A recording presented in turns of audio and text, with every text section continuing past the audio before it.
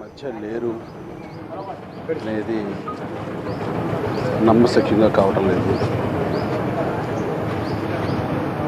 ఆయనతోటి నాకున్న అనుబంధం కేవలం ఒక నిర్మాత నటుడుగానే కాకుండా కుటుంబ పరంగా కూడా అత్యంత సన్నిహితులు, నాకు కావలసిన వాళ్ళు, అత్యంత ఆప్తులు ఏడిది నాగేశ్వరరావు గారు. వారి కుటుంబానికి, మావయ్య గారు అల్లు రామలింగయ్య గారి కుటుంబానికి ఎప్పటి నుంచో అనుబంధం ఉంది. వాళ్ళకి నా పెళ్లి సమయం నుంచి కూడాను, జరిగిన సమయం నుంచి కూడాను వారి కుటుంబంతో నాకు ఎనలేని సత్సంబంధాలు ఉన్నాయి.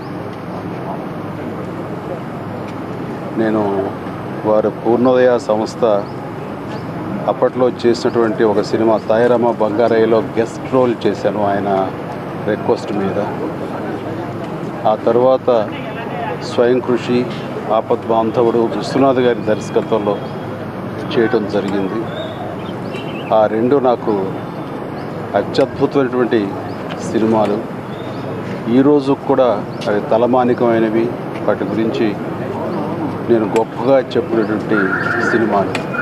అలాగే నాకు రెండు సినిమాల్లోనూ నంది అవార్డ్స్, మరెన్నో ఇతర అవార్డ్స్ రావడానికి దోహదపడిన సినిమాలు స్వయం కృషి, ఆపత్ బాంధవుడు.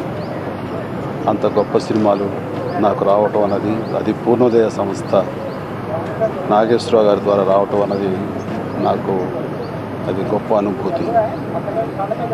నాగేశ్వరరావు గారి విషయంలో ఆయన నటుడుగా రావాలని, నటుడు కావాలని వచ్చినా సరే ఒక అత్యున్నతమైనటువంటి అభిరుచి గల నిర్మాతగా తను ఆవిష్కరించున్నారు ఈ పరిశ్రమలో.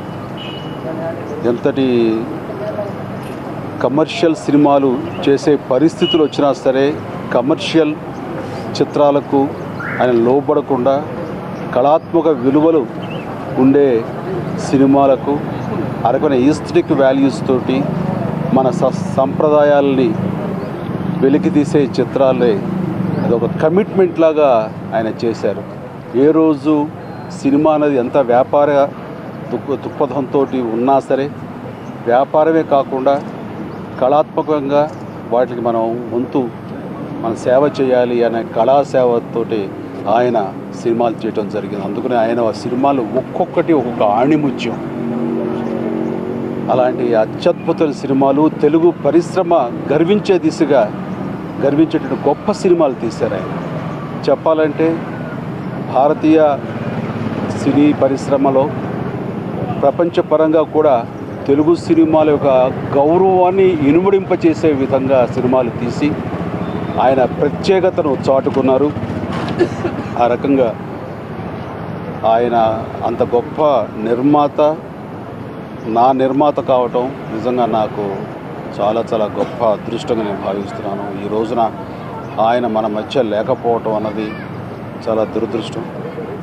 ఈ సందర్భంగా ఆయన కుటుంబ సభ్యులు ప్రతి ఒక్కరికి నేను మనస్ఫూర్తిగా నా సానుభూతిని తెలియజేస్తూ ఆయన ఆత్మకు శాంతి చేకూరాలని ఆ భగవంతుని మనసారా వేడుకుంటున్నాను.